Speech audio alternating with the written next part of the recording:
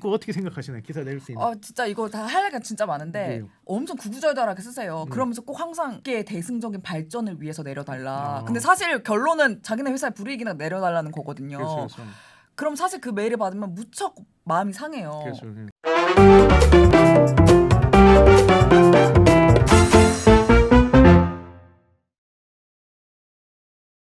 고품격 테크 방송. 아웃스탠딩 쇼. 안녕하세요. 아웃스탠딩의 최용식. 정지혜입니다. 예. 저희 방송은요 지하철을 타면서 이렇게 이렇게 들어도 좋고요, 운전을 하면서 들어도 좋고, 설거지를 하면서 들어도 좋고, 광화문에 뛰면서 들어도 좋고, 언제 들어도 좋은 방송 저희 아웃스탠딩 쇼죠. 네. 커피 한잔 하면서 들어도 매우 좋습니다. 예. 요즘 커피 자주 드시나 봐요. 예. 아무튼 많은 시청 부탁드리고요. 저희가 방송 시작하기 전에 두 가지 공지 사항이 있죠. 예. 그 말씀드리자면 첫 번째는 저희가 그 신규 동영상이 나오고 3일 안에 댓글 달아주시면 모든 댓글 다신 분들에게 1개월 이용 쿠폰을 드립니다. 이걸 통해서 아웃스탠딩을 처음 접해보시면 굉장히 좋다라는 걸 말씀드리고요. 그리고 PPL과 브랜디드 콘텐츠에 굉장히 열려 있으니까 언제든지 편하게 이렇게 저희 help@outstanding.kr로 연락을 주시면 저희가 아주 친절하게 대응을 하도록 하겠습니다. 네. 그리고 참고로 너무 심한 악플에는 저희가 쿠폰을 드리지 않는 점 꼭 참고를 부탁드리고요. 그러면 오늘은 아주 오랜만에 용식님이 메인 스피커가 되어서 방송을 준비를 해오셨잖아요. 예. 어떤 주제로 준비를 해오셨죠?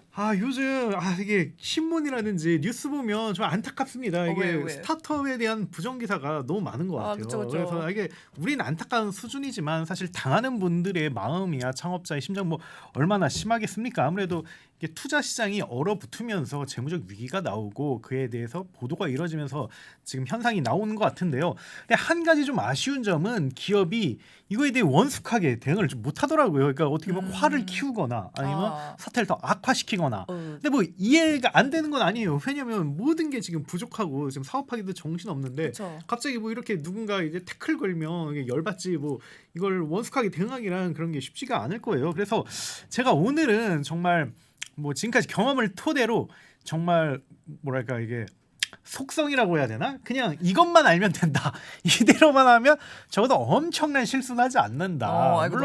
물론 돈이 있으면 뭔가 전문가를 채용하면 되고 이들로 하여금 이게 조직 세팅하면 되지만 뭐 대부분의 스타트업은 그렇지 못하잖아요. 그래서 아무래도 창업자나 아니면 C레벨이 직접 이렇게 나설 수밖에 없는데 이 과정에서 나오는 시행착오들 제가 최대한 줄여드리겠습니다. 그래서 그 쉽게 말해서 그 안 좋은 기사가 떴다 스타트업에 이거 어떻게 해야 되나 이거에 대해서 제가 썰을 뭐 풀어드리려고 하고요. 또 지혜님도 현직자고 또 취재팀장 그리고 또 실무에서 가장 일선에서 뛰고 계신 분이니까 정말 지혜님도 의견 편하게 주시면 되게 재밌게 방송할 수 있을 것 같습니다. 네, 아주 금가옥조 같은 방송이 될 것 같은데요. 그럼 일단 첫 번째 질문으로 포문을 좀 열어보도록 하겠습니다. 요즘 왜 이렇게 스타트업 비판 뉴스가 많이 나옵니까? 이게 사실 지금 경제지 위주로 그런 게 나오고 있죠. 뭐 왜냐면 그 왜 그럴까 생각을 해보면 당연히 뭐 많이 읽히니까 클릭이 되니까 그런 거예요. 그리고 이게 정말 사람들이 얄궂게도 굿뉴스보다는 배드뉴스에 훨씬 더 많이 반응을 합니다. 이게 뭐 인간이라면 뭐 그런 것 같아요. 정말 뭐 그리고 또 무엇보다도 쓸 수 있는 거리도 많잖아요. 뭐 예를 들면 젊음의 실패, 뭐 유니콘의 허상, 미숙의 경영, 뭐 활활 타오르는 투자금, 연봉 인상의 그늘, 뭐 경험보다는 열정, 뭐 이런 것들, 뭐 열정 같은 소리 아니, 뭐 이런 것들이 굉장히 있기 때문에 그래서 이게 스타트업이 어떻게 보면 되게 공격받기 딱 좋은 대상이 아닌가 싶어요. 그래서 실제로 작년 5월부터 투자 시장이 급격히 얼어붙으면서 관련 뉴스가 막 쏟아져 나왔죠. 그래서 이건 뭐 개인적인 경험입니다만, 그때 모 커머스 회사가 그 굉장히 거래액은 치솟고 있는데 자본이 부족하고 정산 시스템을 제대로 마련하지 못해서 미지급금이 대거 발생하는 일이 있었어요. 근데 그걸 분명히 제가 봤을 때 원만히 처리할 수 있었을 것 같은데 뭔가 이게 좀 잘 안 됐나 봐요. 그래서 이중 파트너사 일부가 항의를 한 거죠. 우리 이거 돈 못 받는 거 아니야. 그리고 그걸 언론에 좀 제보를 한 거죠. 그래서 이게 뉴스가 돼가지고 굉장히 엄청난 파괴력을 일으켰고 어떻게 보면 이게 시초라고 볼 수가 있습니다. 그때 당시 저도 그 대표님에게 전화를 받았어요. 그래서 저희 회사도 관련 이제 보도를 그때 준비하고 있었는데 네. 그래서 취재가 들어가니까 대표님이 전화를 저한테 주셔가지고 이거 기사가 안 나갔으면 좋겠다. 만약 기사가 나가면 투자 유치에 진짜 악영향을 받는다. 뭐 이런 얘기를 하시더라고요. 그래서 뭐 이해가 되죠, 당연히. 네, 이해는 되죠. 그래서 네. 좀 그 편집자 근데 이게 제가 뭐 어떻게 할 수 있는 문제가 아니라서 당연히 저희 편집장님하고 좀 얘기를 했죠.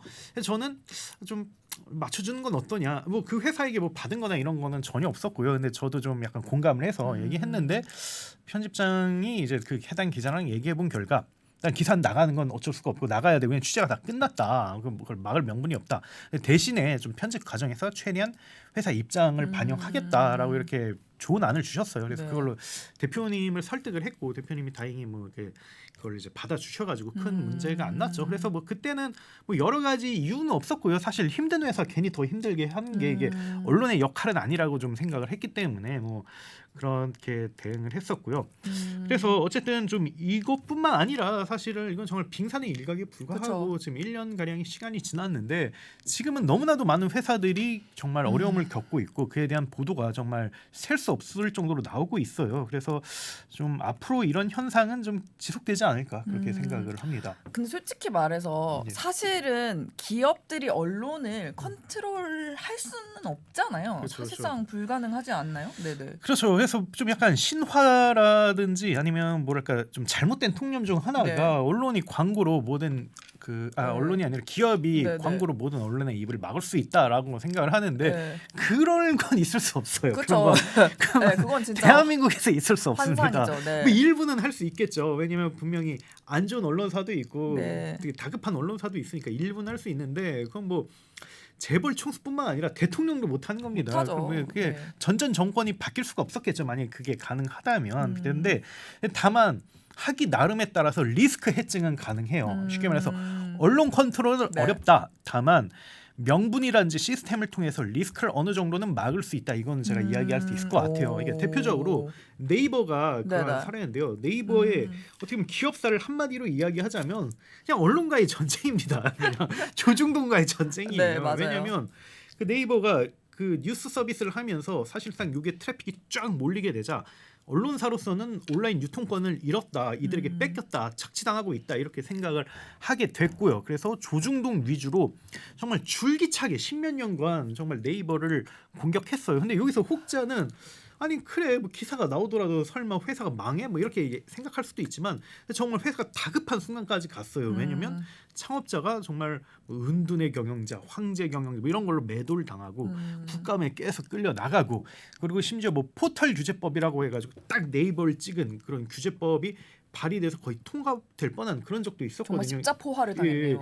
이게 됐다면 정말 기업 가치라든지 그런 측면에서 굉장히 타격을 받았죠. 그리고 물론 굉장히 잘 대처하긴 했지만 어쨌든 네이버의 브랜드가 굉장히 지금까지 한 성과라든지 사회 공헌에 비해서 또 평가 절하되고 있는 건 맞는 거거든요. 그래서 굉장히 타격을 받은 건 맞아요. 근데 또 한편으로는 굉장히 또 대응을 잘했어요. 대관이라든지 홍보 쪽에 굉장히 좋은 전문가들을 모셔왔고 이들에게 힘을 실어줬고 예산을 늘렸고 적극적으로 언론과 대응을 했고 그리고 일부는 같이 협업하기도 했고 해가지고 최종적으로는 규제를 피할 수가 있었고요.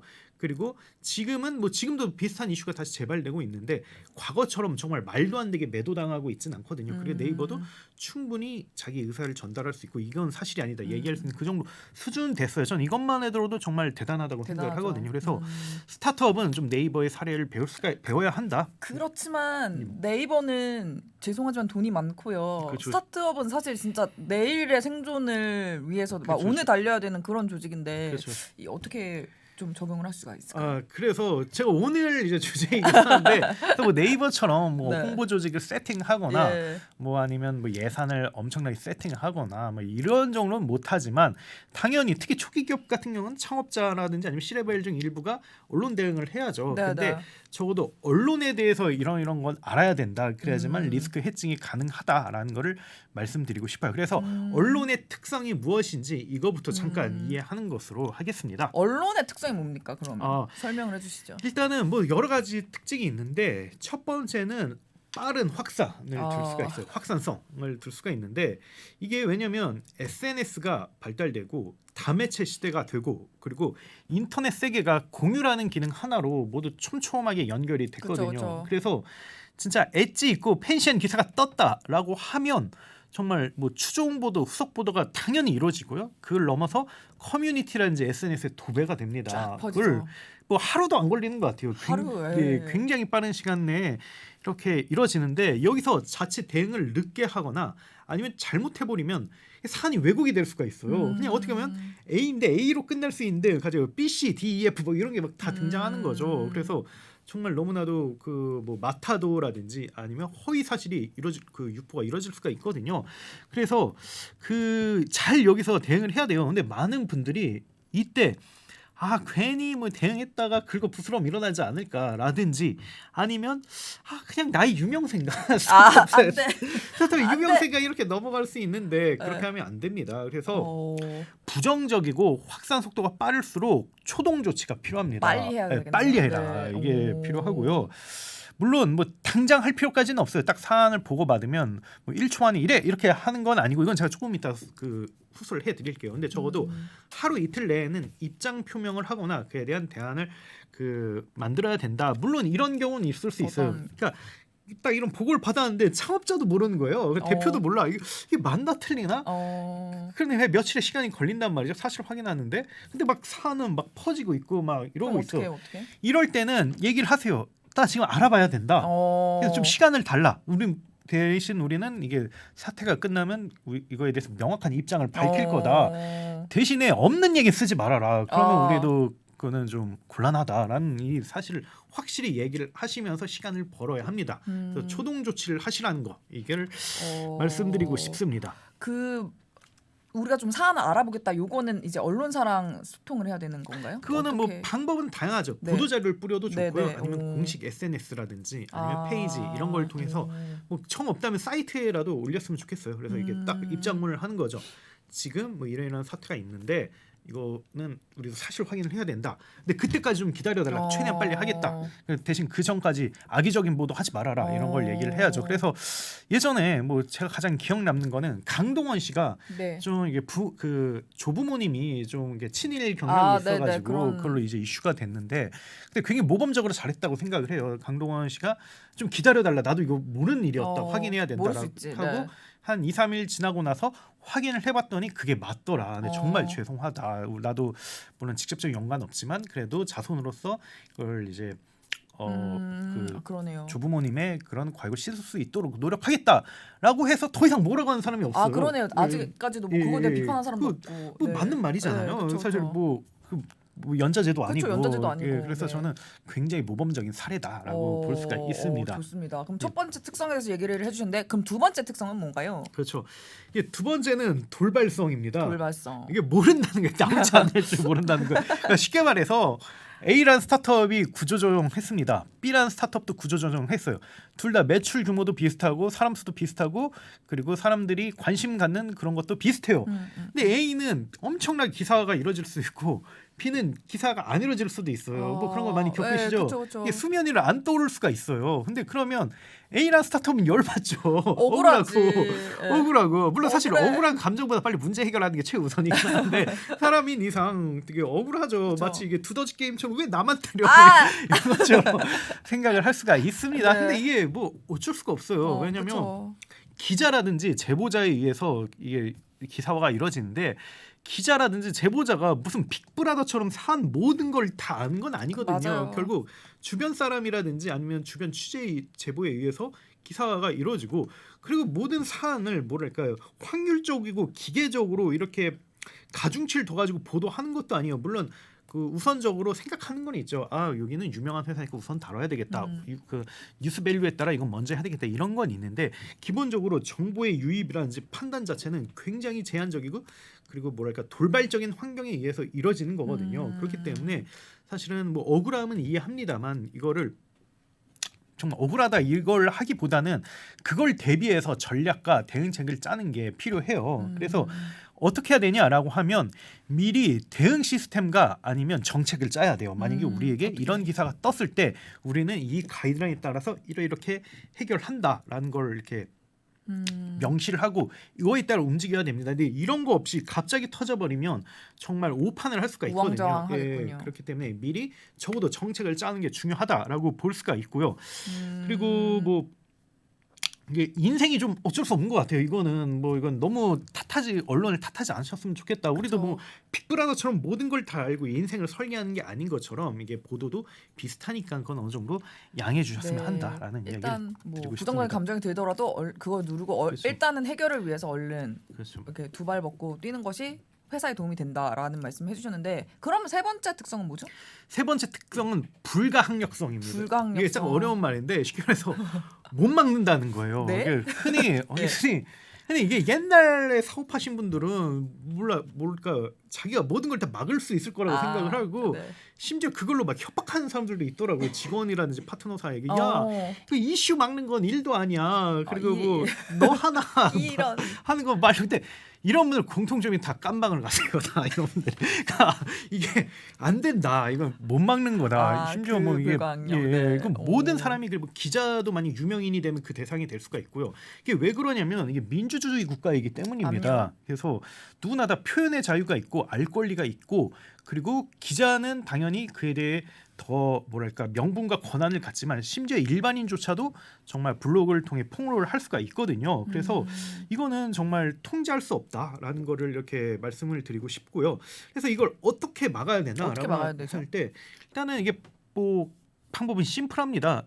그 통제하지 말아야 돼요. 그리고 통제가 아예 불가능하니까 그리고 법을 지키면서 살아야 되고 합리적인 조직 문화를 만들어야 됩니다. 그래서 흔히 경제 쪽에서는 많이 보도가 이루어지는 게 직원들의 제보로 많이 이루어지죠. 뭐 블라인드라든지 아니면 블라인드, 뭐 자플래닛이라든지 혹은 아니면 1,500명이 들어있는 뭐 아웃스탠딩 채팅방이라든지 이런 걸 통해서 이루어지는데 그 못 막습니다. 못 막죠. 사람이 이걸 어떻게 막나요? 뭐 정말 뭐 그건 뭐 저도 마찬가지고요. 네. 못 막아요. 제 입을 막을 수 없다고요. 못 막습니다. 이게 어떻게 막아요? 뭐 정말 뭐 직원들 뭐 24시간 내내 회사에 가둘 겁니까? 그리고 뭐 휴대폰 다 뺏어가지고 뭐 블라인드 있으면 다 지울 겁니까? 뭐 트위터 못하게 할 거예요? 그건 아니잖아요. 그렇기 때문에 기본적으로 못 막으니까 통제하지 말고 정말 상식선에서 하고 적법한 절차에 의해서 일을 해야 되고 그리고 문제가 생겼을 땐 반드시 정면 대결해라 이걸 말씀드리고 싶습니다. 이거 굉장히 중요한 얘기인 것 같은데 그럼 네 번째 특성은 뭐예요? 그러니까 네 번째는 조직 복잡성. 언론사가 굉장히 조직이 복잡한 쉽게 말하면 좀 골 때리는 그런 조직인데요. 그렇죠. 이거 좀 꼭 얘기해 주세요. 일반적인 회사가 아니에요. 네네. 일단은 크게 그 언론사 내부에는 크게 따지면 두 조직이 있습니다. 하나는 돈을 벌고 경영을 하는 사업부 조직이 있고 다른 하나는 콘텐츠를 만들고 이걸 유포하는 편집국 조직이 있는데 이걸 각각 대표하는 사람이 그 사업국은 이제 대표이사나 아니면 광고국장일 수 있고 편집국은 이제 편집국장이 그걸 대표하는데 이들의 관계가 위계가 어느 정도는 있지만 또 크게 있다고 보기도 어려워요. 맞아요. 거의 동등하다고. 사실상 뭐 사장이 정말 편집국을 뭐 좌지우지하냐 이게 상당히 어렵습니다. 그래서 뭐 어느 정도 인플루언스를 행사할 수는 있지만 어느 정도는 좀 공감대 속에서 하는 경우가 많고요. 물론 좀 이게 회사마다 좀 다르긴 해요. 오너가 있는 회사는 아무래도 사장이나 사주가 셀 가능성이 있어요. 왜냐하면 이들이 오랜 기간 사업을 하면서 기자들 다 리크루팅했고 다 트레이닝을 해왔기 때문에 이들의 말에 권위가 있는 거죠. 근데 반면 주인이 없거나 정부 지분이 많으면 기자들이 절대 말을 안 들어요. 왜냐하면 어차피 3년 있다 갈 사람인데 대표는 이게 심지어 뭐 방송사는 대표이사가 아예 CMS에 접근을 차단하는 것도 있어요. 그래요? 무슨 기사를 떴는지도 모르는 거예요. 그건 좀 그런 회사도 있습니다. 그래서 좀 이게 좀 다르고 그리고 편집국도 권력이 다 쪼개져 있어요. 맞아요. 일단은 편집국장, 그 다음에 데스크 부장이라고 합니다. 그 다음에 팀장, 그 다음에 1진 기자, 2진 기자, 뭐 사수 부사수라고 생각을 하면 되는데 이들의 역할이 다 달라요. 편집국장은 전반적인 방향이라든지 아니면 내부 갈등이라든지 업무를 조율하는 역할을 하고요. 데스크 그러니까 쉽게 말해서 부장이 비로소 이제 기사를 실제 편집을 하고 출고하는 역할을 합니다. 그리고 팀장이 이제 실무를 리딩을 하고요. 그다음에 그 1진과 2진 기자가 정말 최종 실무자로서 뭐 취재를 하고 기사 작성을 하는 그런 행위를 하는데 이들이 어떻게 보면 권력이 다 조금씩 분산돼 있는 그런 상황이에요. 그래서 기업 입장에서는 만약 이거 기사를 어떻게 대응을 해야 될 때 굉장히 난감합니다. 대표한테 얘기를 해야 되나? 아니, 편집국장한테 얘기를 해야 되나? 뭐 데스크한테 얘기를 해야 되나? 팀장한테 얘기를 해야 되나? 1진 2진에게 얘기를 해야 되나? 이게 근데 모든 이게 기업 홍보팀이 갖고 있는 문제고요. 근데 물론 홍보팀에 여유가 있고 아니면 뭐 인적인 네트워크가 있고 다 연결됐다면 뭐 여기에서 키맨을 찾아서 이렇게 연락을 하면 됩니다만 뭐 스타트업은 대부분 그렇지 않잖아요. 네. 그래서 이제 스타트업은 어떻게 이제 연락을 취하는 게 좋냐라는 거 봤을 때는 스타트업에 한해서는 아무래도 일선 기자랑 커뮤니케이션 하는 게 가장 그 낫습니다. 네, 왜냐면 이제 그 언론사 입장에서 스타트업은 굉장히 되게 마이너한 그런 영역으로 취급을 하거든요. 그리고 실제 여기서 집행되는 광고 예산도 그렇게 많지가 않고요. 그렇기 때문에 위에서는 솔직히 스타트업에 큰 관심이 없어요. 그래서 물론 아웃스탠딩은 좀 다르긴 합니다만 근데 어쨌든 일반적인 언론은 그렇지 않기 때문에 일선 기자랑 하는 게 좋고 근데 실제로 뭐 아웃스탠딩도 마찬가지고 전문직도 마찬가지고 제일 커뮤니케이션 담당자는 사실 일선 기자예요. 기사 쓴 사람입니다. 그래서 그 기사 쓴 사람이랑 최대한 커뮤니케이션을 해보는 게 제일 좋다라는 의견을 드리고 싶습니다. 어디서 이런 이야기를 그렇죠. 들려주겠어요. 굉장히 상세하고 저도 지금 좀 배우는데 그렇다면 5번째 특성은 뭔가요? 5번째 특성은 파편성. 파편성. 이게 뭐냐면 언론이 지금 잘게 쪼개져 있어요. 그러니까 옛날에 뭐 신군부 시절 때만 하더라도 근데 그게 불과 40년 전이에요. 사실은 그러네요. 그때만 하더라도 네. 언론사가 몇십 개밖에 안 됐어요. 왜냐면 그때는 다 이렇게 승인을 해야 이게 언론사를 만들 수가 있었고 그리고 기존의 언론사조차 이게 다 통폐합을 시켜버렸거든요. 그렇기 때문에 어떻게 보면 기업 입장에서는 언론사가 굉장히 엄청난 권력을 가지고 있지만 또 대응하기는 편했거든요. 왜냐하면 기자들이 딱 정해져 있기 때문에.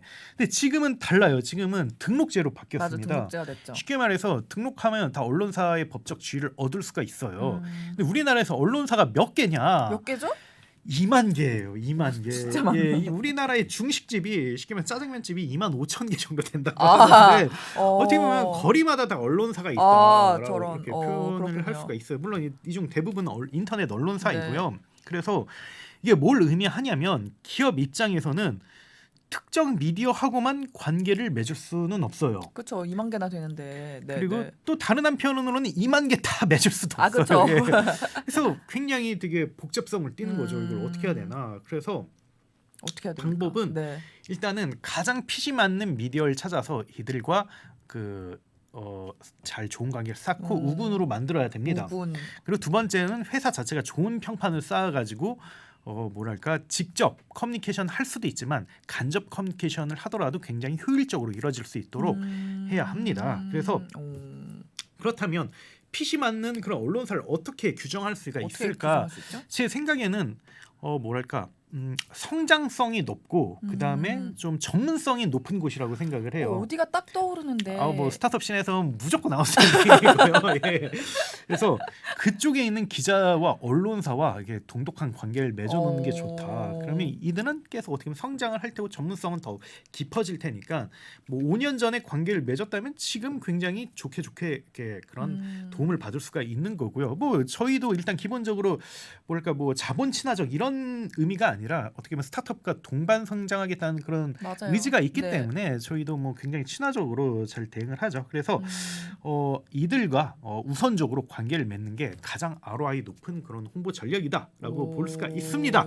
여기까지가 대략적인 5가지 특성을 알아봤어요. 우리가. 특징이고요. 그럼 이번에는 좀 실습을 한번 해볼까 합니다. 실습까지 해줍니까? 그래서 여러분은 지금 스타트업 CEO예요. 난 스타트업 CEO다 이렇게 생각을 하시고 스타트업 CEO. 그래서 어쩔 수 없이 정말 구조조정을 했습니다. 아니면 회사가 정말 망할 위기에 놓였어요. 그래서 정말 너무 스트레스를 받는데 정말 네이버 뉴스나 아니면 뭐 그 언론에서 정말 이 사실 보도한 그런 기사가 떴습니다. 그걸 지금 방금 폰으로 확인했어. 이럴 때 어떻게 해야 되나? 이걸 일단 상황 설정하고 들어가 보도록 하겠습니다. 네. 어떻게 해야 돼요? 이럴 때 어떻게 해야 되나? 일단은 뭐 어떻게 해야 되나? 이게 사실은 그런 뉴스가 되는 걸 우리가 늘 보기만 하잖아요. 근데 그게 이제 당사자가 제가 된다는 거는 이게 굉장히 이게 멘붕. 스트레스풀하고 굉장히 힘든 일인데요. 일단은 제가 제일 먼저 얘기하는 게 일단은 평정심을 찾아라예요. 평정심. 그리고 바로 의사결정을 내리지 말아라. 그래서 왜냐면 보통 대표님들은 늘 텐션이 하이퍼한 상태잖아요. 그리고 빨리빨리 의사결정하는데 능해요. 그쵸. 근데 이런 기사를 보면 어떻게 보면 정말 그 올바른 의사결정을 하고 아니면 뭐 여기저기 조언을 받을 수도 있고 해서 잘 대처를 해야 되는데 근데 만약에 평소 했던 것처럼 만약 그냥 바로 의사결정을 내버리면 이게 오판할 가능성이 굉장히 커요. 특히 이제 미디어 리터러시가 있는 대표님이라든지 창업자라면 그게 덜 하는데 근데 정말 그런 거 없이 정말 사업만 해본 분이라든지 아니면 특정 영역에 대한 전문가로서 그것만 해본 사람들은 굉장히 대중정서라든지 아니면 업계 통념과 다른 그런 의사결정을 내릴 수가 있거든요. 그렇기 때문에 바로 의사결정 하지 말아라. 그래도 몇 시간 정도 텀을 두고 의사결정하는 게 좋다. 그래서 이거 하나의 예인데요. 그래서 어떤 뭐 스타트업에 네네. 그런 뉴스가 떴어요. 안 좋은 뉴스가. 네네.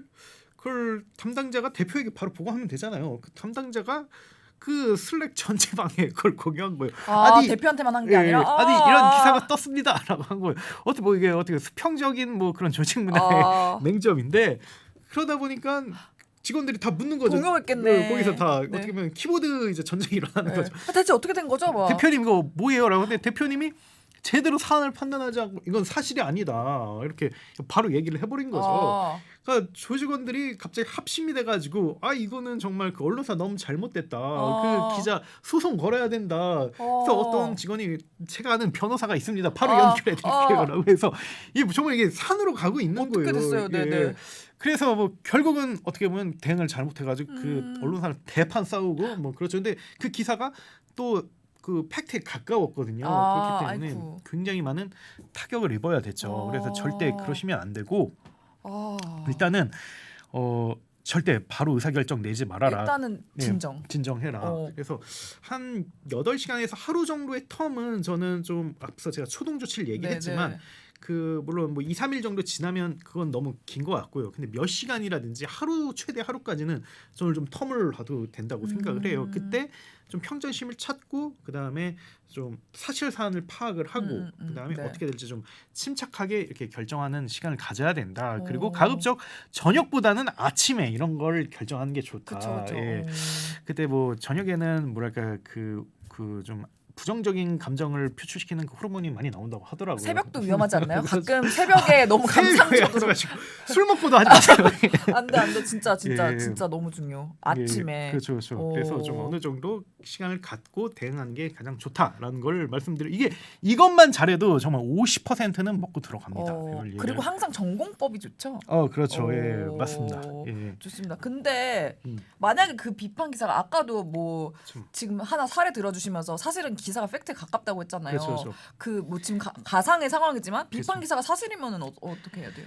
일단은 그냥 언론업계 관계자로서 봤을 때 뉴스의 70, 80%는 사실에 가까워요. 사실 왜냐하면 뭐 그렇게 생각하시나요 혹시? 네 당연하죠. 왜냐하면 뭐 기자들이 바보가 아니거든요. 그럼요. 다 확인하고 다 확인하고 체크하고 또 우리나라 같이 좁은 그런 소셜 커뮤니티에서는 그런 게 대부분 다 사실 확인이 되기 때문에 웬만하면 사실에 가깝습니다. 그래서 이럴 때는 정말 심플해요. 그냥 인정할 거 인정하고 뭐 사과할 거 사과하면 됩니다. 그리고 뭐 대안이라든지 대책을 마련해야 된다면 그렇게 하면 되고요. 그래서 일단 사안의 뭐 경중부터 따져야겠죠. 근데 사안이 좀 가볍다, 막 입장 발표할 수준까지는 아니다라고 하면 재발 방지를 위해 노력을 하고 이에 대해서 뭐 원칙을 세우면 되겠죠. 그래서 비슷한 일이 나오지 않도록 하면 되고요. 만약에 사안이 무겁다라고 하면 당연히 공개적으로 입장을 표명을 해야 됩니다. 그리고 빠르게 대책 마련을 해야죠. 그래서 모 스타트업의 경우 학력 위조 사건이 터진 적이 있었죠. 어딘지 알겠다. 네. 어딘지 아실 겁니다. 네. 근데 뉴스가 나오면 창업자가 사실은 인정하고 정말 죄송하다, 어렵다. 그리고 자숙하면 돼요. 제가 한 6개월에서 1년 정도는 좀 자숙하겠습니다. 뭐 외부 활동도 끊고 오로지 회사 성장에만 하겠습니다. 정말 죄송합니다. 정말 직원들 얼마나 자존심에 상처 입었겠습니까? 그리고 기자님 그 얼마나 취재하면서 그렇게 뭐 그 어려움이 많았겠습니까? 그리고 투자사들 고객분들 저 때문에 얼마나 창피했겠습니다. 이게 사실 다 제 잘못입니다. 제가 정말 다 사과드리고 절대 이런 일 없을 거고 그리고 제가 다 책임지겠습니다. 몇 달간 자숙할 거고 또 이걸 평생 짐이라고 생각을 하고 제가 어떤 형태든 갚아 나가겠습니다라고 얘기했다면 아무 일도 일어나지 않았습니다. 그 이후로 다 어느 정도는 이해했을 거라고 생각을 해요. 물론 그럼에도 불구하고 비판하는 사람이 있겠지만 그건 네. 당연히 그건 창업자가 끌고 가야 되는 거고. 감수해야 되죠. 예. 예. 근데 이렇게 하지 않았어요. 그러니까. 이렇게 하지 않았고 그 뭐 기사에 말도 안 되는 꼬투리를 잡거나 나는 잘못이 없다거나 뭐 이런 식으로 계속 사태를 면피해서 결국 어떻게 보면 투자자도 그렇고 직원들도 그렇고 신망을 잃어버렸고 이게 무리수를 쓰는 그런 근간이 돼버렸죠. 그래서 절대 그렇게 하면 안 된다는 거 그런 걸 말씀드리고 싶고요. 또 모 스타트업 같은 경우는 구조조정을 했습니다. 그래서 언론사에 취재가 들어갔어요. 근데 이때 많은 창업자들이 실수를 합니다. 잠수를 타요. 그래 전화를 받지 않아요. 그래서 그렇죠. 안 좋아요. 그러면 이제 기사에 어떻게 나가냐라고 하면 뭐 그 연락을 했으나 이게 받지 않았다. 받지 않은 상태다. 뭐 이렇게 네. 나왔거든요. 근데 뭐 기자로서는 그렇게 할 수밖에 네, 없습니다. 뭐 왜냐면 사실이니까, 답이 네. 없었으니까 기자로서 할 만큼 한 거죠. 근데 그 대표님은 당당하게 대응을 했어요. 그래서 인터뷰 하겠다. 어딘지 알겠네요. 네. 인터뷰를 했고 다 밝혔어요. 아 이게 사실은 경영 실패가 맞다. 근데 정말 신사업이 난 잘 될 거라고 믿었고 이게 기업 가치를 증진하는데 도움이 될 거라고 믿었다. 하지만 내가 오판을 했다. 그리고 시장 상황도 바뀌었다. 이것 때문에 직원들이 피해를 봤다. 미안하다. 다만 내가 할 수 있는 거는 우린 여전히 기회가 있고 유망성이 있다고 생각을 한다. 그래서 나는 대표로서 정말 최선을 다해서 경영 정상화하겠다. 그리고 나도 이러이러한 페널티를 받겠다. 그리고 정말 그 피해받는 모든 분들에게 죄송하다. 대신에 자기가 최선을 다해서 이걸 그 사태를 그 잘 해결할 수 있도록 하겠다라고 이야기를 했거든요. 근데 감동적이야. 저는 이 들으면서도. 정도면 사실은 저는 설사 이제 나간 직원들도 당연히 화가 나겠지만 그쵸. 이어해줄 거라고 생각을 해요. 왜냐면 이들도 알거든요. 창업자가 신은 아니라는 거. 창업자도 그럼요. 사람이고 사람인걸요. 그리고 실수를 할 수 있고 또 스타트업이 언제든지 위기에 빠질 수 있다는 걸 알고 있기 때문에 그래서 그렇게 그분은 너무나도 잘 대응을 하셨고 그 이후로는 정말 관련 보도가 굉장히 많이 줄었어요. 거의 없었고 좀 응원하는 사람들도 우군들도 많이 우군들도 생겼겠어요. 많이 생겼고 그래서 잘 이렇게 해증한 그런 사례라고 생각을 합니다. 그래서 정말 정면 돌파를 해야 된다라는 걸 인정할 거 있으면 인정하자라는 걸 말씀드리고 싶습니다. 정말 예. 정말 삼남한생이 질리는 이런 상황에서도 꼼수를 쓰지 말고 전공법으로. 근데 그러면은 만약에 비판 기사가 지금 사실이었을 때를 이제 얘기를 해주셨는데 만약에 사실이 아닐 수도 있잖아요. 그렇죠, 그럼 그렇죠. 어떻게 해야 되죠? 그거는 그 역시 그냥 바로 기자에게 연락을 한다든지 네. 그래서 그 이야기를 하는 거죠. 우리는 이런 그 이유로 이게 그 기사가 사실이 아니다. 그리고 이왕이면 근거를 붙이면 더 좋겠죠. 그 기자에게 확신을 주면 더 좋고요.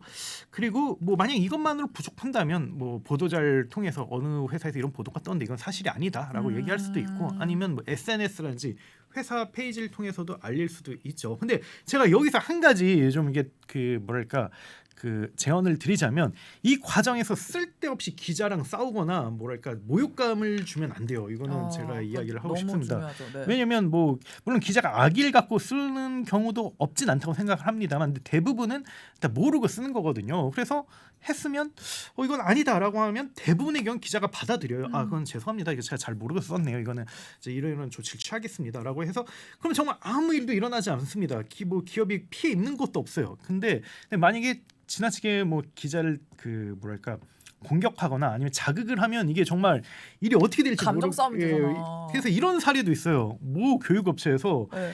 모 유튜버에게 그 우리 홍보 포스터 갖고 왜 이렇게 자료화면으로 쓰냐 이건 저작권 위반이다라고 해서 그 항의를 했어요. 그래서 유튜버가 사과를 했습니다. 아, 죄송합니다. 이거는 제가 잘못했고 바로 영상 내리도록 하겠습니다. 그래서 제가 피해를 끼쳐 죄송합니다라고 해서 끝났어요. 뭐 끝난 거잖아요. 끝난 거죠. 끝났는데 교육업체에서 쓸데없이 이것만으로 부족하다. 더 진실성 있는 사과를 하고 뭐 당신의 잘못에 대해 뭐 더 다른 뭐 재발 대책 그 대안을 마련해라 이렇게 얘기를 했어요. 그래서 그 유튜버가 빡쳐가지고 그래서 그 교육업체 포스터를 다 조사한 다음에 여기서 조금이라도 저작권법에 걸린 걸 다 찾아낸 거예요. 아이쿠. 그래서 예를 들면 메시라든지 뭐 이런 유명 축구 선수들의 그런 이미지를 갖다 쓴 거를 더 해가지고 이걸로 폭로를 해버린 거예요. 아이고. 야, 니들은 그럼 뭘 잘하냐.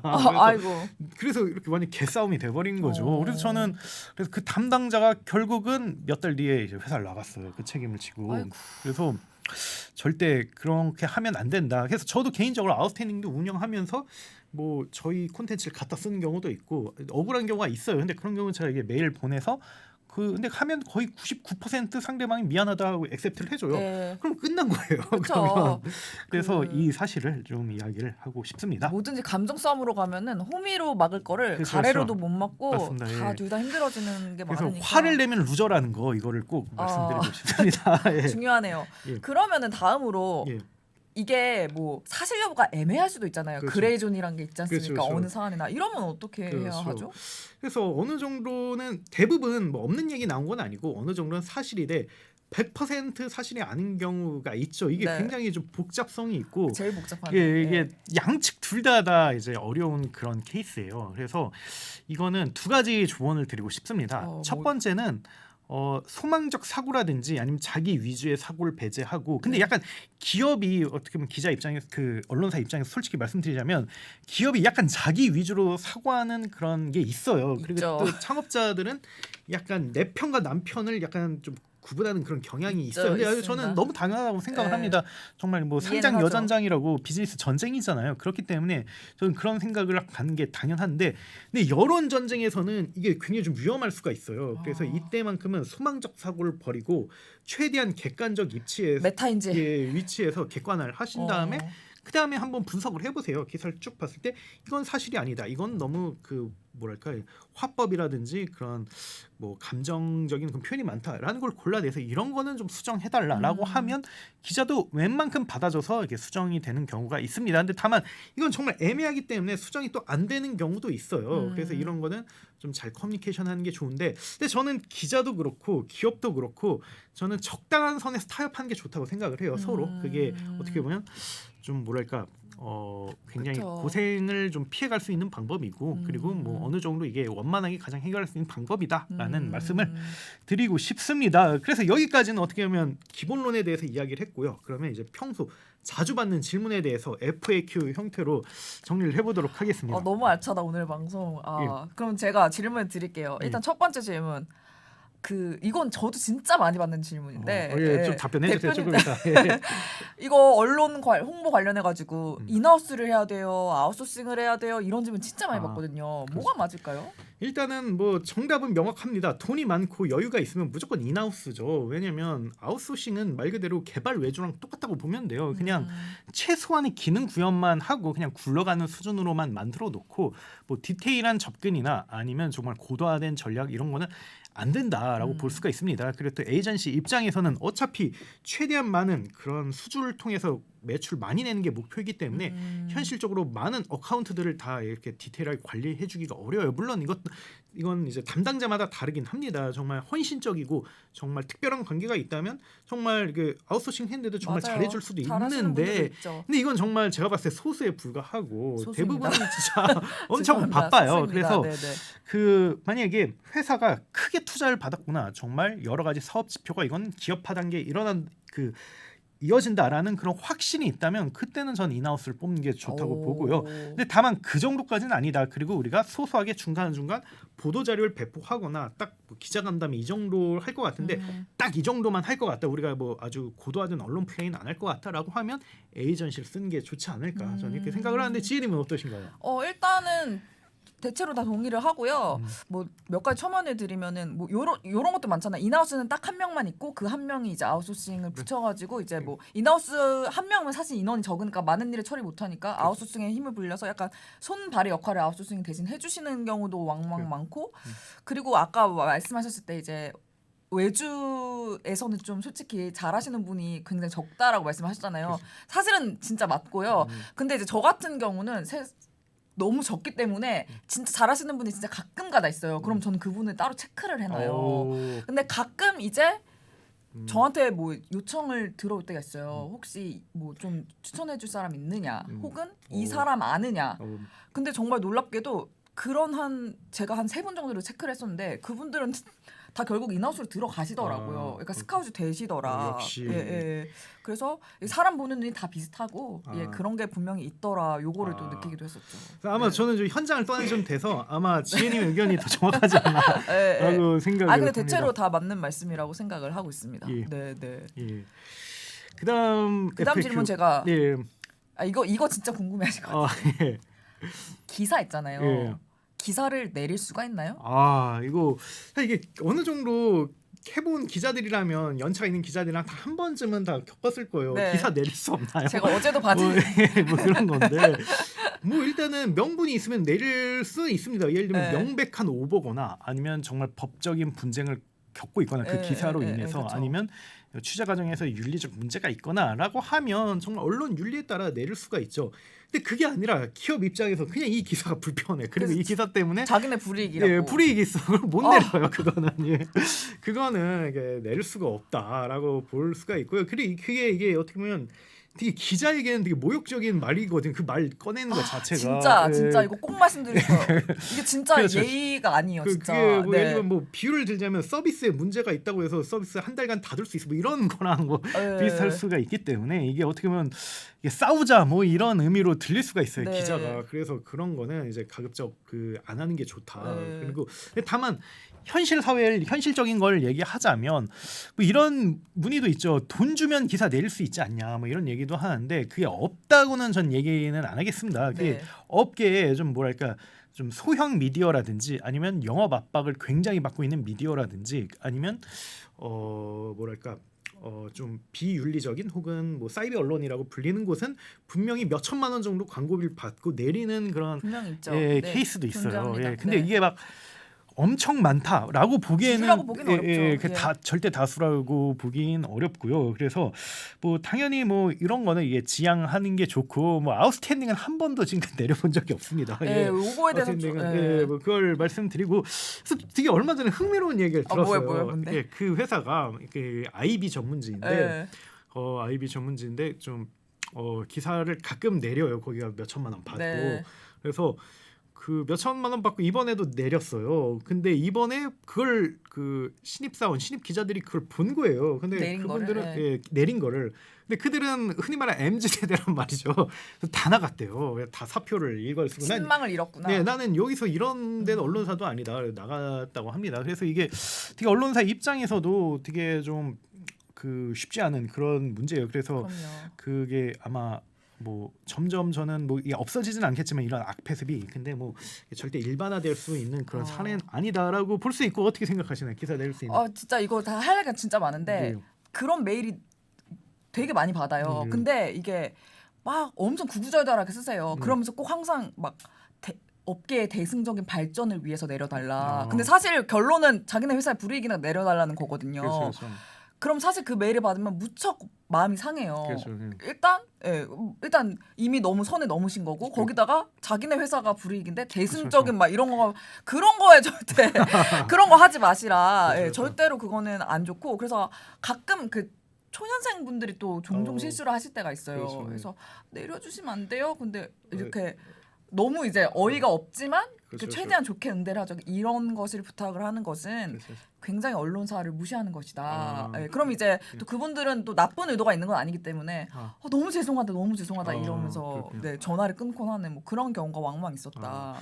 그래서 또 이게 네. 어떻게 철저해요. 언론사 입장에서 한 마디만 더 네, 하자면 네, 이게 다 이해해요. 기업 입장에서는 뭐 안 좋은 기사가 났을 때 네. 당연히 뭐 왜냐면 뭐 저도 비슷한 걸 겪어봤기 때문에 네, 네, 아웃스탠딩이 관심 많이 받으면서 이해는 하는데 근데 정말 이게 쉽게 기사를 내릴 수 있는 그런 사회라면 전 그게 민주적인 사회는 아니라고 생각을 아니죠. 해요. 정상적 네, 네. 사회는 아니라고 생각을 합니다. 이게 어떻게 보면 언론은 제3의 권력으로서 이렇게 감시하는 그런 기능이 와치독. 있거든요. 네, 네. 근데 그 구조를 누군가가 쉽게 훼손한다면 그거는 좀 문제가 있다고 생각. 물론 이건 좀 다른 얘기긴 해요. 만약에 명백히 팩트가 아닌데 그걸 이제 뭐 기자가 곤조를 부린다든지 아니면 절대 안 해준다고 하는 건 이건 당연히 잘못됐다고 생각을 그럼요. 하고요. 근데 정말 밑도 끝도 없이 뭐 기사를 내려달라 뭐 이런 거는 정말 이거는 좀 어떻게 보면 단순히 그냥 기업 차원을 넘어서 좀 사회적으로 이게 어떤 악영향이 생길지 이걸 좀 고민해 주시면 저희로서는 정말 감사하겠다라는 말씀을 드리고 근데 싶습니다. 요즘 느끼는 게 스타트업 시대도 이제 좀 스타트업 씬이 커지면서 이제 기존의 대기업에서 좀 한 굉장히 경력을 많이 쌓으신 분들이 이제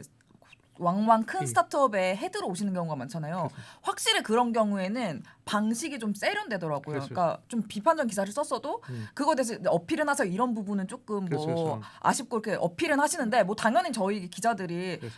맞는 거는 맞지만 그렇다고 다 바꿔드리지는 않거든요. 그렇죠. 근데 이제 그걸로 얘기를 끝내고 뭐 따로 팀 미팅을 하면서 그냥 이제 관계를 좋게 하면서 이렇게 그렇죠. 기사 너무 잘 봤고 근데 이제 저희 입장에서 요로 했었다. 그렇죠. 근데 뭐 그러니까 그 모든 과정이 되게 젠틀하고 그렇죠. 그럼 이제 기자들 입장에서도 기자들도 사람이기 때문에 그렇죠. 이제 한 번 더 듣고 뭐 다음에는 기사를 쓸 때 뭐 그런 것들을 모든 상황들을 조금 그렇죠. 더 살펴보고 쓰겠다 이런 마음을 갖게 되거든요. 그렇죠. 그런 경우가 왕왕 최근엔 또 많이 늘어나고 있어서 그렇죠. 그런 거는 좀 이렇게 좀 흐름으로 가면 좋지 않을까. 그런 그래서 생각을. 전문가와 인하우스를 해야 된다는 이유라고 생각을 해요. 그래서 확실히 달라요. 이제 홍보를 오래 하신 분들은 맞아요. 확실히 이제 기자를 대하는 거라든지 뭐 언론을 뭐랄까 좀 다룰 줄 안다고 해야 되나? 뭐 맞아요. 어쨌든 합리적인 걸로 그게 프로의 품격이 있더라고요. 그래서 네. 본인들이 원하는 걸 목표를 이루면서 거기에 노이즈 없이 그렇게 잘 하더라고요. 네. 근데 뭐랄까 이걸 아닌 분들이 하면 이게 정말 이게 엉망진창 되는 거죠. 네. 예, 그렇습니다. 예. 맞습니다. 정말 제가 좀 말이 길어졌는데 그다음 질문으로 예.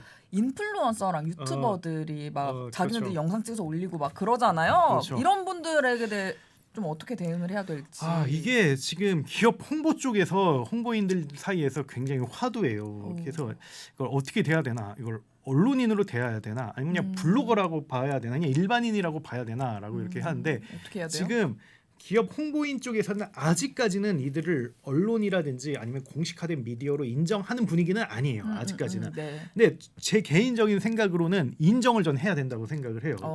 왜냐면 왜요? 이들이 가끔씩 기업에 대한 비판 영상이라든지 포스팅을 올릴 때가 있는데 그 파괴력이 사실은 언론사 못지않게 굉장히 강하거든요. 그쵸. 그래서 그리고 또 어떻게 보면 구조도 똑같아요. 뭐 송신자가 메시지를 내고 수신자가 메시지를 받는 일반적인 그런 미디어 구조하고도 동일하기 때문에 저는 이들을 신흥 언론으로 생각을 하고 좀 어느 정도는 그에 대해서 대응을 해야 된다라고 생각을 하고요. 그래서 뭐 대표적인 예를 하나만 좀 얘기하자면 네네네. 뭐 크라우드 펀딩 회사가 있었죠. 네. 근데 거기서 뭐 유튜버가 되게 뭐 계속 저격하는 영상을 네. 썼습니다. 근데 저는 약간 그 사실 여부는 제가 판단하기 좀 어려운 것 같아요.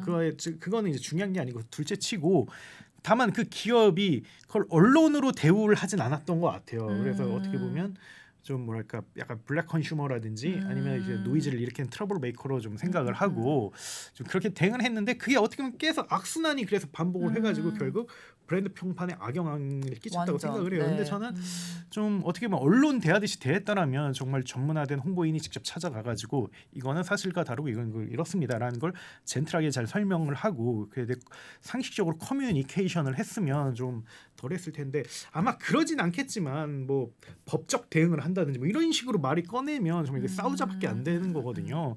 그래서 물론 그분이 악의적인 목적을 있는지 없는지는 모르겠지만 어쨌든 좀 문제 해결에는 그게 도움이 되지 않는다. 그래서 저는 어느 정도는 신흥 언론이라고 생각을 하고 그에 대한 대우를 해줘야 되고요.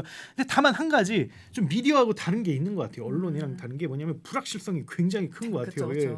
언론 같은 경우는 사실 한번 자리를 잡으면 쭉 이렇게 뿌리를 내리는 그런 성향이 있어요. 근데 유튜버나 인플루언서들은 언제 이게 훅 갈지 모르더라고요. 그들도 왜냐면 뭐랄까 왜 그럴까 생각을 해보면 그분들이 정식 기자로서 교육을 받은 것도 아니고 뭐랄까 정말 그 업에 대한 뭐 투철한 사명감을 가진 분들도 있지만 또 그런 직업적인 그런 사명감이 뭐 있는 건 아니지 않을까 싶어요. 그리고 또 내는 메시지라든지 아니면 뭐랄까 커뮤니케이션에 있어서 리스크 매니지먼트 하는 것도 굉장히 좀 날것이죠 사실은. 네. 그래서 굉장히 취약하기도 하고요. 불확실성이 크고 좀 취약점이 있다라고 생각하는데 좀 CNN은 어떻게 보시나요? 맞아. 말씀하시는 거에 대해서 되게 동의를 하고 그리고 표현 자체가 좀 너무 거칠어가지고 그렇죠. 네, 좀 그런 것도 그것 때문에 이제 사람들이 처음엔 좋아하지만 나중엔 그게 또 부메랑처럼 돌아오기도 그렇죠. 하고 뭐 처음에는 속 시원해서 좋아한다고 하지만 나중에는 왜 저렇게 말을 하지? 뭐 그렇죠. 요렇게 하는 경우가 있기는 하죠. 그래서 그렇죠. 끝이 안 좋죠. 네네네. 그렇지만 저도 신흥 언론인이라고 대우를 하는 게 좋다고 생각하는 게 이게 쭉 계속 반복이 되는 패턴인 것 같은데 이게 기분이 나쁘더라도 일단 대외적인 소통을 할 때는 대우를 해주고 감정을 최대한 드러내지 않고 하면 사실 거의 대부분의 문제가 해결이 되는 것 같아요. 그렇죠. 그래서 아마 다 사람이기 때문에 그 인플루언서 분들도 정중하게 대우를 하고 근데 뭐 너무 이해를 하는데 사실 요렇거든요라고 말을 하면 이제 사실 이해를 할 것이다. 네, 그런 생각이 들더라고요. 그래서 아까 사례로 드신 그 모 기업은 좀 대처가 너무 조금 미숙하지 않았나라는 그렇죠. 생각을 어딘지 알겠거든요. 해봅니다. 알겠습니다. 네. 예. 그 다음 질문은 이거 요즘 큰 스타트업에서도 많이 하는 건데 온드미디어라 그래가지고 그렇죠. 자체적으로 미디어를 이렇게 만들어가지고 그렇죠. 하는 데가 종종 생기고 있잖아요. 그렇죠. 요 전략을 어떻게 바라봐야 될까요? 근데 이게 십몇 년간 어떻게 보면 미디어업계 화두였죠. 네네. 왜냐하면 누구나 SNS 시대에는 미디어를 손쉽게 만들 수가 있기 때문에 굳이 기업이 뭐 언론하고 협업할 수도 있지만 아니면 언론을 통해서 메시지를 내보낼 수도 있지만 그러지 말고 정말 자체 채널을 만들어서 자체적으로 메시지를 내보내면 훨씬 더 그렇게 직접적이고 훨씬 더 본인의 입장을 반영해서 낼 수 있지 않나라는 그런 아이디어로 시작을 했고요. 그래서 사실 지금은 뭐 어느 정도 규모를 갖춘 기업들은 대부분 다 온드미디어가 하고 있는 것 있어요. 같아요. 뭐 네. SNS라든지 뭐 기업 페이지라든지 아니면 뭐 유튜브 채널이라든지 뭐 이런 게 있는 것 같습니다. 그리고 또 전 정부에서도 청와대가 기자간담회를 직접 중계해가지고 맞아요. 그걸 화제를 모으기도 했었죠. 그래서 실제 또 스타트업 씬에서도 보면 기술 블로그 중심으로 맞아요. 진짜 많이 하죠. 제품이라든지 뭐 네. 이런 조직 문화를 알리는 HR 목적으로 하는 시도가 있는 것 같습니다. 그래서 이걸 하는 게 좋을까 맞을까 이런 걸 창업자분들이 많이 고민하는데 일단 전 방향은 맞다고 생각해요. 방향은 맞다. 방향은 맞다. 그리고 앞으로 가속화될 트렌드인 것도 맞다. 그래서 앞으로 더더욱 기업이 자기 목소리를 직접적으로 낼 것이고 이런 거를 좀 이용자들의 입맛에 맞게 잘 그 변형을 시켜가지고 그 성과 확대를 모색하려는 그런 움직임은 분명히 나올 것이다라고 생각을 합니다. 근데 다만 한 가지 분명한 사실은 대부분의 기업은 콘텐츠 제작과 관리가 핵심 역량은 아니라는 아니죠. 네. 것이거든요. 그래서 어떻게 보면 담당자 한 두세 명 뽑아서 이들이 알아서 잘 하겠지. 뭐 기자 출신도 몇 명 뽑으면 되겠지라고 하는데 이렇게 하면 대부분 다 뜻대로 못해요. 못하죠. 네, 네. 왜냐하면 어떻게 보면 그냥 두세 명짜리 언론사인 건데 뭐 뭘 할 수 있겠어요. 사실 그냥 팀볼로거랑 똑같은 거예요. 그래서 어떻게 보면 그냥 구색은 맞출 수 있더라도 정말 그 경영진이 원하는 원대한 포부를 담기에는 굉장히 부족하다. 굉장히 더 돈이 들어갈 수 있다라고 생각을 하고요.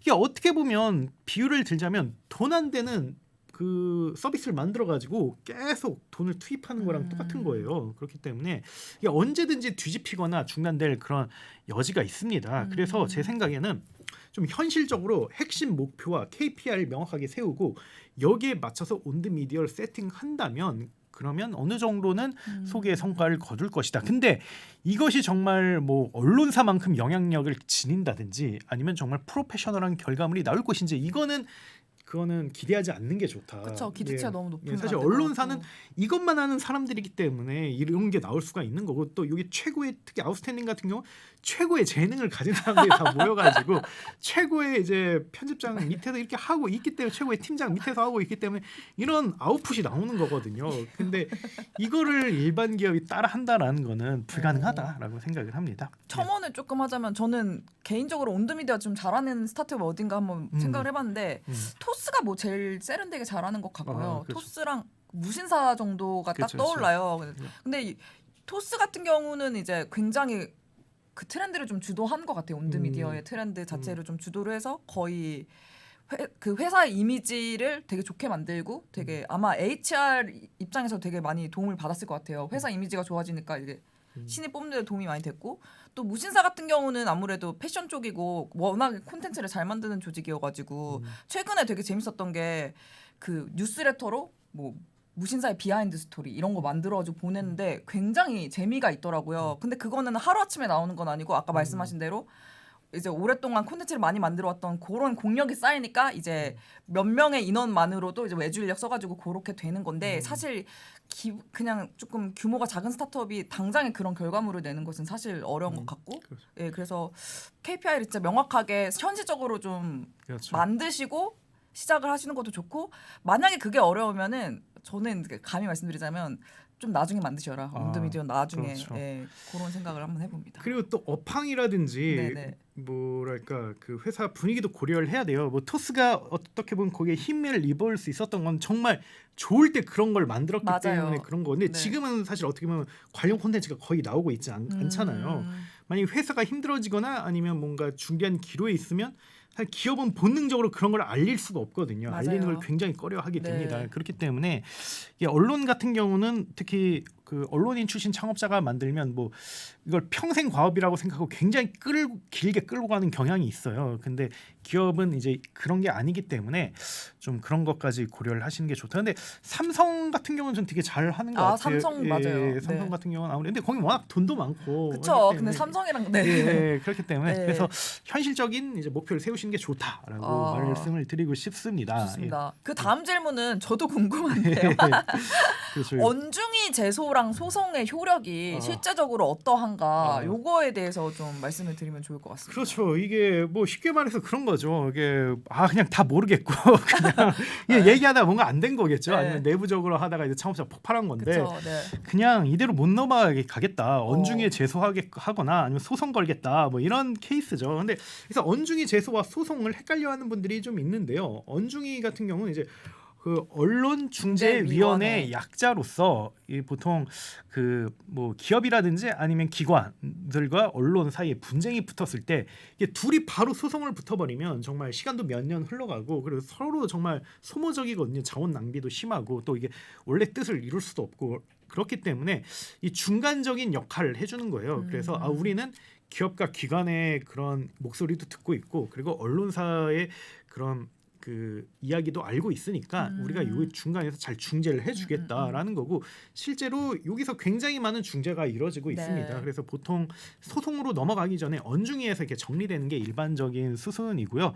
근데 만약에 뭐 이게 여기서 이제 끝나지 않는다면 바로 이렇게 소송으로 넘어가기도 하는데 이게 사실 예전에는 언론에게 바로 이 소송을 건다는 게 굉장히 좀 부담스러운 일이었어요. 왜냐하면 시간과 자원의 낭비도 있지만 두 가지 현실적인 이유가 있습니다. 뭐죠? 첫 번째는 조각 사유를 뚫기 어려워요. 조각 사유가 뭐죠? 조각 사유가 뭐냐면 만약에 공익적인 목적으로 이러이러한 행동을 한다면 그 법적인 책임을 받지 않다, 면피한다, 뭐 이런 의미예요. 그래서 이게 언론 보도에 많이 적용이 됩니다. 그래서 설사 그 오보라 하더라도 만약에 기자가 올바른 방식으로 취재를 했고 신뢰할 만한 취재원으로부터 데이터를 받은 다음에 이걸 잘 관리해서 저장을 했고 이거를 그 해당 기관이라든지 출입처랑 잘 소통하면서 기사를 했으면 이게 사실 이게 불법이라든지 아니면 법적 처벌을 면피한 경우도 상당히 많거든요. 그래서 이 조각 사유를 뚫기 어렵다는 거 이거를 좀 그 말씀을 드리고 싶고요. 두 번째는 이게 진짜 현실적인 이유인데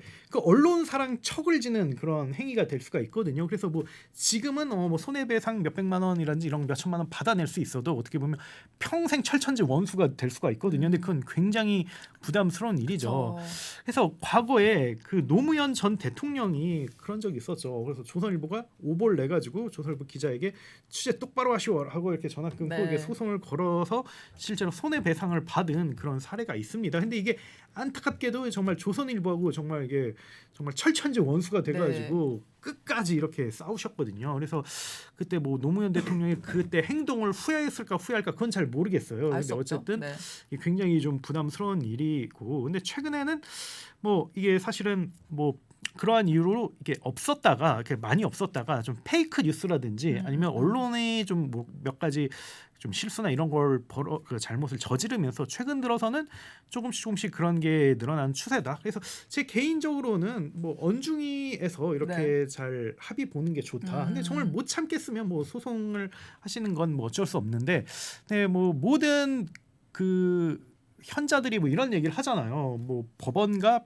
그 응급실은 적게 가면 적게 갈수록 좋다, 뭐 이런 얘기를 하는 것처럼 적당한 선에서 타협하는 게 사실 저는 제일 좋다고 생각을 하고요. 뭐 개인적으로도 당연히 뭐 소송 협박이라든지 뭐 이런 언중위 제소를 많이 겪어봤는데요.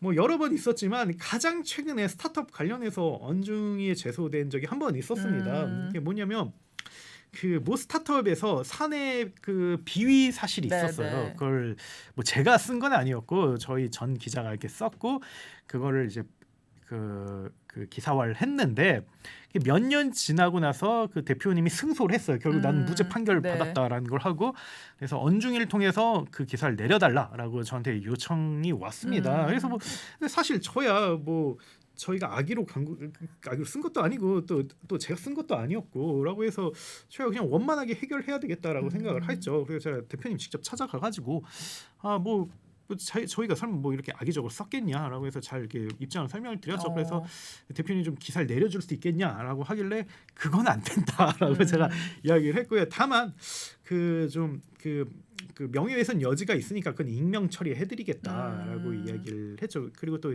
역사이기 때문에 이거를 한번 이거 내려버리면 이건 우리가 뭐 팩트가 틀린 것도 아닌데 그리고 충분히 우리가 뭐 그 사람이 문제였다라고 쓴 게 아니라 그때 소송 겪고 있다라고 쓴 거이기 때문에 그건 역사는 뭐 남겨야 된다라는 걸로 뭐 이렇게 합의를 했고 대신 그분이 또 하나 또 제안해 준 게 그러면 그 당신들 SNS 채널 통해서 내가 승소했다는 사실을 알려달라라고 해서 그 정도야 뭐 당연히 뭐 충분히 합리적으로 해드리겠습니다라고 네. 해서 잘 이렇게 합의한 사례가 있습니다. 그래서 뭐 예전엔 저도 뭐 해봐 막 이러기도 하고 해보세요 뭐 이러기도 하고 뭐 싸우기도 하고 그랬는데 뭐 혈기가 근데 뭐 지금은 이제 뭐 좀 최대한 원만하게 이런 식으로 다 합의를 해요. 그래서 뭐 지금까지는 좀 원만하게 해결되는데 지혜님은 좀 어떤 사례가 있었나요 개인적으로? 네.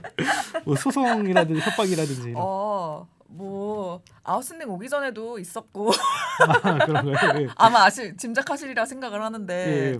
네 뭐 그런 게 있었지만 그 가장 중요한 건 이건 것 같아요. 그 기자가 똑바로 살면 기자가 똑바로 살고 의사소통할 때 예의를 지키고 하면 아마 용식님도 그래서 이제 찾아뵈었을 때 그 대표님도 젠틀하게 받아주신 거잖아요. 그렇죠. 예, 근데 이제 그런 대화가 이루어질 수 있었던 건 서로가 감정을 배제하고 그렇죠, 합리적인 그렇죠. 대화를 나누었잖아요. 그런 것처럼 저도 뭐 누구 못지않게 성격이 센 부분도 있지만 그럴 때는 항상 이제 취재원도 예의를 갖춰야 되고 그리고 이제 내가 취재를 하는 어떤 대상이 있잖아요. 그런 분들한테는 항상 예의를 지켜야 된다고 엄청 교육을 많이 받았거든요. 그렇죠. 내가 속은 분노로 끓더라도 그렇죠. 그게 그 덕을 많이 봤어요. 뭐 아. 그래서 이제 그 대상이었던 분이 뭐 정재 기자 나쁜 사람 아닌 거 아니까 뭐 이쯤에서 그만하겠다 뭐 이렇게 하신 적도 있고 그렇군요. 그래서 이래서 착하게 살려고 하는 거구나. 제가 착한 건 아니지만 그래도 이제 좀 조심을 하면서 살아야 되고 또 그게 기자로서 사는 게 그래서 힘들 수도 있지만 또 그렇게 좀 조심하면서 하면 이제 좀 밤길 다닐 때도 안전하게 다닐 수 있다. 뭐 그렇죠. 그런 생각을 해봅니다. 물론 야성도 지켜야 되지만 야성을 가지고 있더라도 이제 대할 때는 이제 언행에도 좀 조심을 해야 된다라는 거를 이제서야 또 다시 한번 깨닫게 된다. 그래서 뭐 아는 선배가 기자는 그 기사는 곤조 있게 그리고 취재원에겐 젠틀하게 뭐 이런 명언을 저한테 너무 남겨주셨는데 명언이네요. 되게 굉장히 좋은 명언이라고. 그리고 이제 저희가 처음에 이제 아웃스탠딩 입사했을 때 용식님이 했던 이제 금언이 기억이 나요. 기자는 무조건 겸손해야 합니다. 그 사실 그거 들었을 때 좀 반감이 있었어요. 그렇군요. 그건 자기가 겸손하게 살아야 그렇게 얘기할 수 있는 거 아닐까라는 생각을 제가 했었는데 이제는 인정하게 되었다. 이제 4년간 옆에서 보면서 그런 말 할 자격이 있구나라는 생각을 해보았다. 알겠습니다. 이거 너무 약간 알랑방 끼는 것 같지만 사실이다. 네, 알겠습니다. 그런 생각 해봤어요. 예. 그 다음에 이제 제가 또 여쭤볼 게 이거는 다른 분들도 궁금해하실 것 같아. 광고랑 협찬이 실제로 정말 효력이 있는가 이런 거 물어보시는 분들도 그렇죠. 많거든요. 네. 그래서 많이 창업자들이나 아니면 뭐 그 관련 그 조직장이 저한테 물어보는 겁니다. 언론사에서 광고라든지 협찬 요청을 했는데 이게 받아줘야 되나 말아야 되나 뭐 이런 이슈인데 일단 저는 이게 기자가 아니라 그냥 대표 입장으로서 얘기를 하자면 일단은 분명히 그 해당 언론사하고는 당연히 친분이 생기죠. 그리고 왜냐면 고객이 되니까요. 그래서 어느 정도는 편하게 뭐 이렇게 영향력을 행사하거나 원활하게 커뮤니케이션을 할 수 있다라고 생각을 하고요. 그래서 그 미디어가 전문성이 있고 굉장히 성장성이 있고 굉장히 좋은 미디어라고 생각을 하면 저는 광고를 많이 집행을 해주셨으면 좋겠어요. 그래서 그거는 좀 말씀드리고 싶고요. 다만 모든 걸 컨트롤할 수 있냐? 뭐 그건 아니죠. 당연히 앞서 아니죠. 얘기한 것처럼 뭐 물론 정말 어려운 미디어라면 그렇게 할 수도 있지만 근데 그 정상적인 건 아니고요. 그저 좋은 관계를 맺고 있기 때문에 좀 더 소통을 할 수 있고 또 메시지를 낼 수 있다라고 생각을 합니다. 그래서 뭐 또 아웃스탠딩 같은 경우는 또 스타트업과 동반 성장하자는 그런 모델을 가지고 있고 또 기업의 좋은 메시지라면 그 내보내야 된다 이런 게 있기 때문에 그런 측면에서는 얼마든지 이야기가 가능할 것 같고요. 근데 다만 정말 안 되는 거는 안 돼요. 안 되는 거. 그리고 저희도 이게 불안해 보이는 거는 저희도 좀 이렇게 피하는 경향이 있기 때문에 뭐 그거는 좀 그렇게 이야기를 합니다. 그래서 저는 이거는 저도 막 고민이 많았어요. 저도 그 초년 경영자였을 때는 광고 받는 것 자체를 굉장히 좀 꺼려했고 그렇기 때문에 구독에 굉장히 좀 몰입을 했었는데 지금 생각했을 때 그건 아니라고 생각을 해요. 왜냐하면 기업도 많이 투명화됐고 또 맞아요. 기업이 고용도 많이 해주고 사회 공헌해줘야 한국 경제라든지 한국 사회가 발전하기 때문에 미디어가 전 충분히 좋은 파트너가 될 수 있다고 생각을 해요. 다만 어느 정도 선이 필요한 뿐이죠. 그렇다면 서로 저는 지켜야죠. 뭐 독자라든지 기자들이라든지 아니면 기업도 다 이해하지 않을까. 다만 그 관계가 좀 투명한 관계 속에서 하는 게 좋다라고 생각을 하고 아웃스탠딩도 뭐 그렇게 하고 있다라고 생각을 합니다. 예. 아 그럼 살짝 아웃스탠딩에도 이제 예. 어쨌든 광고가 들어오기도 하고 저희도 브랜디드 콘텐츠 예. 만들고 있잖아요. 그렇죠. 그럼 이제 그거 문의를 할 때는 누구한테 얘기를 해야 하는가? 저한테 얘기해 주시고요. 물론 저희도 관련 조직을 세팅할 겁니다. 네. 근데 일단은 지금 구독은 저희가 굉장히 잘 되고 있어가지고 맞아요. 사실은 위임이 많이 된 상태이고 광고는 저희가 이제 세팅을 하고 있는데 근데 지금 굉장히 많이 고민하고 있어요. 그런 그 뭐랄까 광고를 했을 때 분명히 부정적인 반응이 있다는 것도 알고 있고 그쵸. 근데 저는 이게 절대 나쁜 것도 아니고 또 기업과 파트너십이 굉장히 유의미하다고 생각을 하기 때문에 저희는 좋은 모델 선보일 거라고 생각을 합니다. 예, 정말 그렇게 하도록 하겠습니다. 예. 그러면 이제 스타트업 대표님들이 가장 많이 물어보는 질문 중에 하나를 제가 전달을 드리고자 합니다. 예. 스타트업별로 성장 단계가 있잖아요. 그렇죠. 홍보 조직 세팅이 당연히 성장 단계별로 달라야 하는데 그렇죠. 요거를 오늘 우리가 한번 함께 정리를 해봅시다. 그렇죠. 예. 그냥 이게 정말 이게 상황마다 다 다르긴 해요. 뭐 B2B냐 B2C냐 아, 그쵸, 다르고 그쵸. 예. 또 아니면 회사마다 사정이 다르니까. 정말 인력 구조 중심의 조직이냐 아니면 정말 뭐랄까 고급 인력 그 중심의 조직이 다르긴 한데 그냥 이런 걸 다 그냥 무시하고 당연히 무시한다는 건 이게 어떻게 보면 이게 오류가 있을 수 있다는 거죠.